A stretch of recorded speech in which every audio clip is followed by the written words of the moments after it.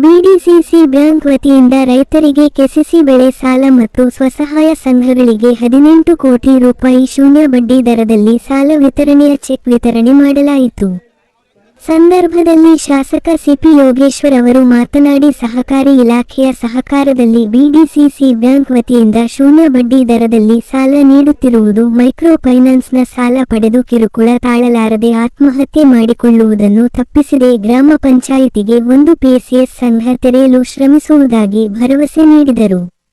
BDCC bank ಅಧ್ಯಕ್ಷ ವಿಜಯದೇವ್ ಮಾತನಾಡಿ, BDCC bank ವತಿಯಿಂದ ರೈತರಿಗೆ 2 ಹಸು ಸಾಕಾಣಿಕೆಗೆ 3% ಬಡ್ಡಿ ದರದಲ್ಲಿ 1,80,000 ರು ಸಾಲ ಸೌಲಭ್ಯ ನೀಡಲು ಕ್ರಮ ಕೈಗೊಳ್ಳಲಾಗಿದೆ ಎಂದರು. ಬಿಡಿಸಿಸಿ ಬ್ಯಾಂಕ್ ಮಾಜಿ ಅಧ್ಯಕ್ಷ ಎಂಎಲ್ಸಿ ಎಸ್ ರವಿ ಮಾತನಾಡಿ, ಕಾಂಗ್ರೆಸ್ ಸರ್ಕಾರ ರೈತರಿಗೆ ಬಿಡಿಸಿಸಿ ಬ್ಯಾಂಕ್ ವತಿಯಿಂದ ಶೂನ್ಯ ಬಡ್ಡಿ ದರದಲ್ಲಿ ಸಾಲ ನೀಡಲು ಬಡ್ಡಿಯನ್ನು ಸರ್ಕಾರ ಭರಿಸುತ್ತಿದೆ.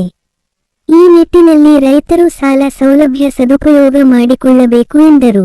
ಬಿಡಿಸಿಸಿ ಬ್ಯಾಂಕ್ ನಿರ್ದೇಶಕ ಕೆ ಜಯರಾಮ್ ಮಾತನಾಡಿ, ಬ್ಯಾಂಕ್ ವತಿಯಿಂದ ಮೊಬೈಲ್ ಮೂಲಕ ಯುಪಿಐ ಆಧಾರಿತ ಡಿಜಿಟಲ್ ಪೇಮೆಂಟ್ ಸೌಲಭ್ಯ ನೀಡಲು ಕ್ರಮ ಕೈಗೊಳ್ಳಲಾಗಿದೆ ಎಂದು ತಿಳಿಸಿದರು.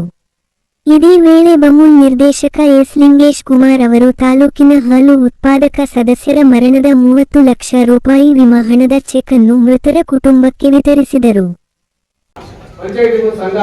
ಆಡೆ ಮಾಡ್ತೀವಿ, ನಮ್ಗೆ ಗೊತ್ತಿಲ್ಲ ಈ ಕೋಪರೇಟಿವ್ ಇಷ್ಟೆಲ್ಲ ಕೊಡ್ತಾರೆ ಅಂತ ಈಗಲೇ ನೀವು ಹೇಳ್ತಾ ಇದ್ದಾರೆ. 50 ಲಕ್ಷ ಮನೆ ಕಟ್ಟು ಕೊಡ್ತಾರಂತೆ. ಯಾರು ಬೇಡ ಅಂತ ಕೊಟ್ರೆ? ಕೋಳಿಗೆ, ಕುರಿಗೆ, ಕೋಳಿಗೆ 15 ಲಕ್ಷ. ಬಡ್ಡಿ ರಹಿತ ಸಾಲ ಕೊಟ್ಟಾಗ ಬಡ್ಡಿ ತುಂಬತಕ್ಕಂಥದ್ದು ಸರ್ಕಾರ ಬಡ್ಡಿ ತುಂಬುತ್ತದೆ. ಹಂಗಾಗಿ ಇದು ಪ್ರೈವೇಟ್ ಅಲ್ಲ, ಇದು ಸರ್ಕಾರಕ್ಕೆ ಸಂಬಂಧಪಟ್ಟದ್ದು. ಒಂದು ಸಹಕಾರ ಇಲಾಖೆಯ ನೇತೃತ್ವದಲ್ಲಿ ನಡೀತಕ್ಕಂಥ ಬ್ಯಾಂಕ್. ಅಂದ್ರೆ ರೈತರ ಕಷ್ಟನೇ ಸರ್ಕಾರ ಜೊತೆ ನಿಂತುಕೋತಾರೆ ಅನ್ನೋ ಒಂದು ವಿಚಾರವನ್ನ ನೀವು ಮನಸ್ಸಿಗೆ ತರ್ತಾ, ಇವಾಗ ನನಗನ್ಸುತ್ತೆ ನಮ್ಮ ತಾಲೂಕಲ್ಲಿ ಬಹಳ ಮೈಕ್ರೋ ಫೈನಾನ್ಸ್ ಇವೆ, ಬಹಳ ಪ್ರೈವೇಟ್ ಬ್ಯಾಂಕ್ಗಳು ಬಂದ್ಬಿಟ್ಟವೆ.